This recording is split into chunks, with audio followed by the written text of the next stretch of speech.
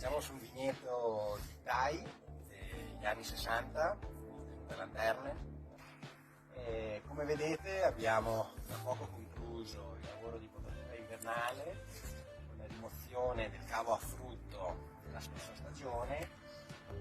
Abbiamo già voltato gli archetti per i cavi a frutto di questa stagione e contemporaneamente abbiamo lasciato degli speroncini per quelli che saranno i cavi a frutto